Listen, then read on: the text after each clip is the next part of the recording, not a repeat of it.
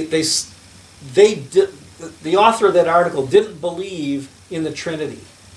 And the Trinity is one of our basic doctrines that all Christians have to believe. We see throughout the Bible the Father, Son, and Holy Spirit. We see it. We see it in the creation story. We see it at Jesus' baptism. We see it when Jesus gives us the instructions to baptize. Baptize people in the name of the Father, the Son, and Holy Spirit. And the people who wrote this article said, well, the Holy Spirit's not one of the persons of God. And my radar just went off. So when they reply back to me, I'll let you guys know what they say. Don't be deceived. Yeah, because I wrote them an email. But yeah, we just have to be careful, guys. There's a lot of false teachings there. Some of it is innocent, but some of it isn't. So just be careful. Starting in verse 16. Woe to you, blind guides! If anyone swears by the temple, it means nothing. But anyone who swears by the gold of the temple is bound by that oath. So Jesus is saying, you guys don't make sense. If you swear on the gold of the temple, you should be able to swear by the temple because the gold of the temple belongs in the temple. And what Jesus is referring to is people would be allowed to make a pledge to the temple, and then no creditor could attach that money. But the person could still default on a loan and not give that money to the temple. So Jesus is referring to a false teaching that the scribes are giving to the people. Verse 23. Woe to you, teachers of the law and Pharisees, you hypocrites! You give a tenth of your spices, but you have neglected the more important matters of the law, justice, mercy, and faithfulness. You should have practiced the latter without neglecting the former. So once again, he's referring to how they worry about the technicalities, but they don't take care of God's people. And then here comes a very interesting part in verse 24. You blind guides, you strain out a gnat, but swallow a camel. Sorry. No, it's... Did you guys hear that? I'm sorry. I looked at that too. You know, Christy just laughed if you guys didn't hear. You read that and it's like, what does that mean? Strain out of gnat. Of course, there's meaning to that. Right. Of course. So what Jesus is saying is the Pharisees had this process where they would pour their wine through a probably cheesecloth or something, very fine, to make sure that no gnats would get in their glass. Because a gnat, of course, according to Leviticus, is an unclean insect. And if they swallowed this unclean insect, they would be unclean. They couldn't go to temple. How many gnats have we swallowed? We've swallowed a lot of gnats. Quite a few. Tons of gnats and Yes. bugs. That's something we do. So thank goodness we don't have unclean bugs. Except cockroaches, right? Oh, Those, God. those would be unclean. Don't fight cockroaches. Don't mention cockroaches. They freak me out too. Pastor, in the study notes, it says they were obsessed with tiny matters but overlooked the important ones. Yeah, Right. yeah. Yep. And that's exactly what Jesus is saying. Because a camel is unclean also, but they didn't do anything to keep themselves from camels. I'm sure they rode on camels, which would technically make them unclean. So once again, Jesus is saying, you pay attention to the small stuff and you miss the big stuff. But that's pretty cool, straining out the gnats. Verse 25. Woe to you, teachers of the law and Pharisees, you hypocrites! You clean the outside of the cup and dish, but the inside they are full of greed and self-indulgence. First clean the inside of the cup and dish, and then the outside will also be clean. So You look good on the outside, Exactly. but the inside is rotten. Karen nailed it.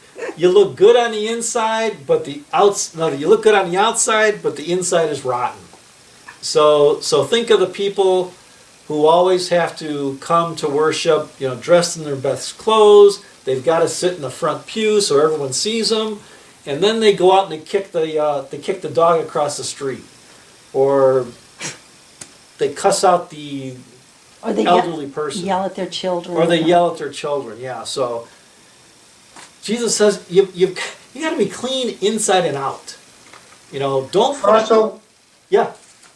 for us old people, it was Krabby Appleton. He was rotten to the core. Krabby Appleton. What I don't know if any of those remember Krabby Appleton? cartoon was that in? No, it was a. I don't know, it was a Sunday morning or Saturday morning cartoon. It was like back a in the old days. puppet, wasn't it? A Black and puppet. white. Oh, Krabby Jeanette Appleton. remembers. that one. Huh, I don't remember that one. I remember that. I'd Google it, but my phone is recording. Okay, well, we're gonna have to look. Okay, so our homework for this week is somebody find something about Krabby Appleton, and what else? What else was there? Oh, see if we can come up with a chart linking the Beatitudes to the woes. I think that would be really interesting. Okay, so the first person to come up with Krabby Appleton. I'm getting out of jelly, don't know. No, Christmas cookies. Okay. Okay. So the person who comes up with Krabby Appleton, they'll get a couple wedding cakes, Mexican. Mexican wedding cakes, and the person who comes up with the chart of Beatitudes and Woes, they get some of my favorite chocolate cookies. There's no eggs or Chocolate crinkles. Yeah, but there's no what in there? No eggs and no what? Butter. There's no eggs or butter in these chocolate cookies, but they're phenomenal. Chocolate Okay. crinkles. Yeah. Well, maybe people don't know what chocolate crinkles are. Okay. Don't they crinkle up? When Yeah. Yeah. Powdered okay. sugar. Yeah. Oh, so that's what they're called, crinkles. Uh-huh. Yeah. Oh, okay. All right. Okay, so those two things are out there, and Christy's going to keep track of this for me, so I don't forget. Oh my gosh. Okay. Where are we at here? Okay. No, I'm not going to keep track of them. Yes, she is. Yes, she is. No. Okay. All right. I'm going to write this down because she's Yeah. she's just. Yeah. Okay. Okay, wedding cakes. Okay, that's Krabby Appleton. Okay. Krabby. I said, don't give any more of my jelly away. No, we're almost out of jelly. Crinkles, Beatitudes. Okay. Okay. Okay. You can tell I baked. And to make sure that Christy will do this for me, I'm going to have her read my Ephesians Bible study where it says that wives should be obedient to their husbands. Remember, Doc. Okay, I'm done. I'm going to sit Okay. right here so I can keep an eye on you. There we go. Okay, babe. Let's stretch out your hand. Okay, she'll just miss me. Okay. He's been inside too long. We have to get you outside. Yeah, for sure. Yeah. Okay. Okay. The next section, starting in verse 27, it's pretty similar. Woe to you, teachers of the law and Pharisees, you hypocrites! You are like whitewashed tombs, which are beautiful on the outside, but on the inside are full of the bones of the dead and everything unclean. On the outside you appear to people as righteous, but on the inside you're full of hypocrisy and wickedness. So pretty similar. But what I found out is, and I forgot to put this in my notes,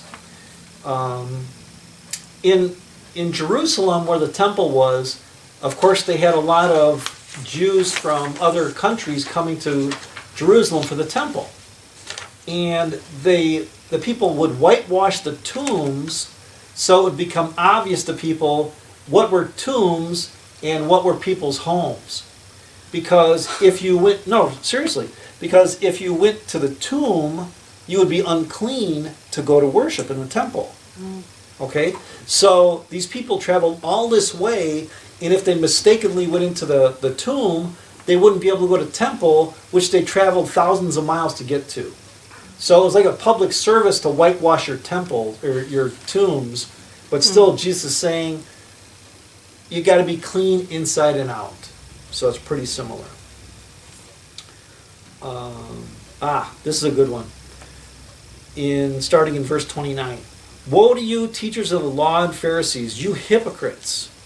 You build tombs for the prophets and decorate the graves of the righteous. And you say, if we had lived in the days of our ancestors, we would not have taken part with them in the shedding of the blood of the prophets. So you testify against yourselves that you are the descendants of those who murdered the prophets. So here Jesus is saying, you say that you wouldn't do this, but you're descendants of those same people. You follow the same teaching. So if you get a chance to kill a prophet, you will. And then in verse 32 where he says, go ahead then and complete what your ancestors started, here Jesus is telling them, you guys already know you're plotting to kill me. So just finish your plot.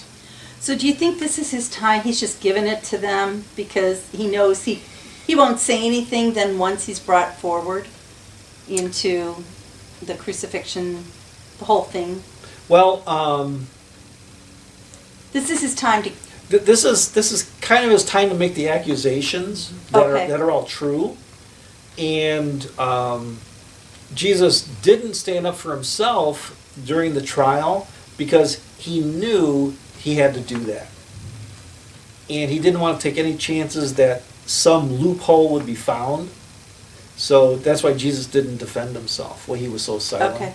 And also to fulfill the prophecy, that I think Isaiah said something like a lamb to the slaughter, very Right. silent. So, but yeah, this is Jesus' time to really give it to the Pharisees and the scribes, and probably get them agitated too, so they would get more mad at him and arrest him, because Jesus had to make sure that the crucifixion happened. Okay, from verse 33 to 36. You snakes, you brood of vipers, how will you escape being condemned to hell? Well, they can't. Therefore, I am sending you prophets and sages and teachers. And he already did. God sent them John the Baptist, and they killed him. Some of them you will kill and crucify. Others you will flog in your synagogues and pursue from town to town. So here Jesus is making a prediction about the apostles, because this is exactly what happened to the apostles. The Jewish leaders chased them from town to town. Some of them they crucified, some of them they killed, and some, like Paul and and Peter too, they would just get flogged in the synagogues. So upon you will come all the righteous blood that has been shed on earth, from the blood of the righteous Abel to the blood of Zechariah, son of Berechiah. So one commentary says that Abel was the first prophet to be killed, and Zechariah was the last prophet. Are we talking Abel, Cain and Abel? Yes, exactly. Huh. And they classified Abel as a prophet probably because he delivered a bad message to Cain. Could be. I thought it was kind of interesting that Abel starts with an A and Zechariah starts with a Z, so from A to Z. But I would have to check to see what the Hebrew alphabet is, if that's actually the first letter in the Hebrew alphabet and the last letter. I'm not sure. I'll do that homework. Be the worst thing that Jesus could have called them snakes and broods of vipers. Yes, exactly, because you know how the Israelites looked at snakes. You go back to the Garden of Eden, and that was where all the trouble started. So A to Z in Hebrew, that's me. Okay. Truly, I tell you, all this will come on this generation. And Jesus is saying, you guys are going to pay for this. So, start repenting now. And then Jesus talks about the town of Jerusalem. Jerusalem, Jerusalem, you who kill the prophets and stone those sent to you. How often I have longed to gather your children together, as a hen gathers her chicks under her wings, but you were not willing. So Jesus, as God did, wanted to give the message of salvation to the Israelites, the Jewish people first, and they rejected him. Look, your house is left to you desolate. Here he's talking about in 70 AD when the Romans tore down the temple and killed a lot of people. For I tell you, you will not see me again until you say, blessed is he who comes in the name of the Lord on the last days. So, incredible stuff. One of the prophecies of Jesus. So, a lot of stuff happened here in chapter 23. Any odd things? Any things you guys have questions about?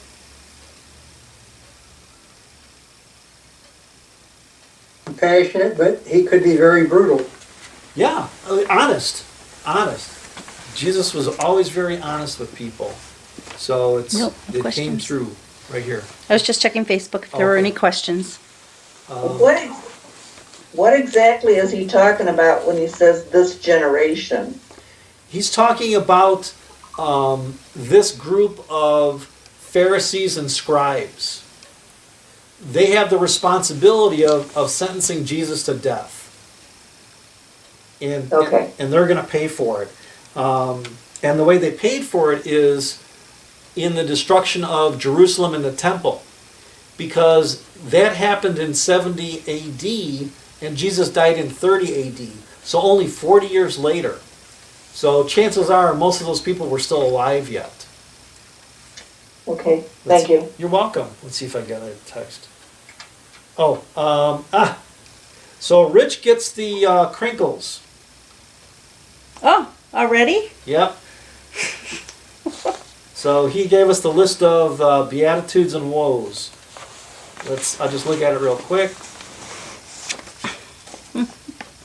Better write that down. Okay, good. This is good. All right, Rich, thank you. I'll get this out to everybody.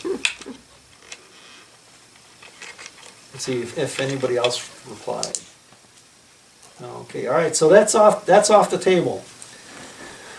Puppies. What? Oh, no, we don't. I'm having puppies now too. Oh, okay. Again? Puppies? I hope it's done. A miracle. I was gonna say I hope it's your dogs that's having Well, not puppies. That's what I was thinking.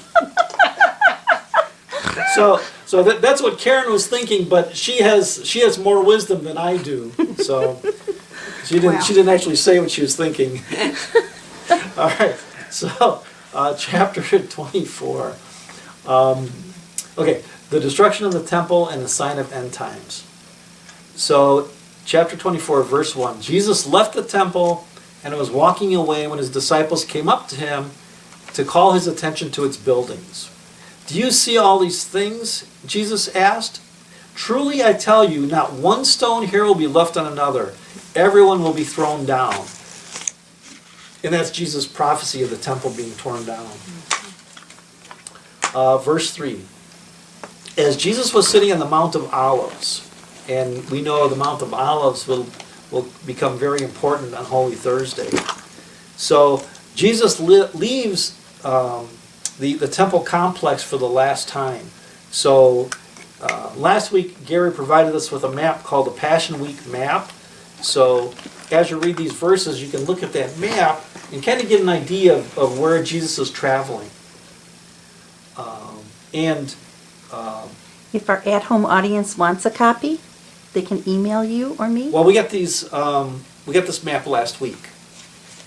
But these are new at-home. Oh, right. Yes. Yep. So, at-home audience on Facebook, if you need any of the notes from any of the weeks, from the start of Genesis to now, let me know and I'll email them to you. It'll be like A lot. a lot. Maybe just give it to him copied. Okay, yeah. Or you can visit the church and I'll give you a copy.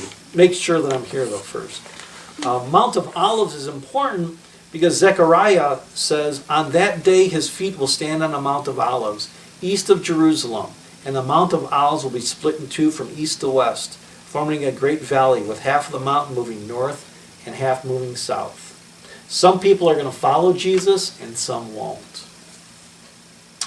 The disciples came to him privately and said, tell us, when this happens, when the temple falls down, when will this happen, and what will be the sign of your coming at the end of the age? And Jesus says in verse 4, watch out that no one deceives you. You know, how many times in even the last 15 years have we heard that tomorrow or next week is the end of the earth? People go and sell all their stuff, they hide in a bomb shelter, and nothing happens. Jesus is saying, watch out that no one deceives you. Nobody knows when the end is going to happen. And one commentator even went so far to say is, if anybody predicts the end of times, that's blasphemy. Because only God knows when the end of times is. So we should be careful. For many will come in my name claiming I am the Messiah, false messiahs, and will deceive many. You will hear of wars and rumors of wars, but see to it that you are not alarmed. Such things must happen, but the end is still to come. Nation will rise against nation, and kingdom against kingdom. There will be famines and earthquakes in various places. All these things are the beginning of birth pangs. And Jesus is telling us, this is what's going to happen at the end times. You know, we read out Revelation, and we know it's going to be terrible. Some people think we're getting close now. It would have to get a lot worse for it to be like end times. It's not going to be good. It's not going to be good. And then Jesus gives us some details, which we don't want. You will be handed over to be persecuted and put to death, and you will be hated by all nations because of me. This is the great tribulation where there's going to be persecution of Christians. And this is like the final period before the end. At that time, many will turn away from the faith and betray and hate each other. That's going to happen. And not only will we get... Go ahead. Don't you think that's kind of happening now, though? I mean, no. There are so many things going against the church right now. Yeah, but I would say, Melba, if we were like in... Think of what's going on in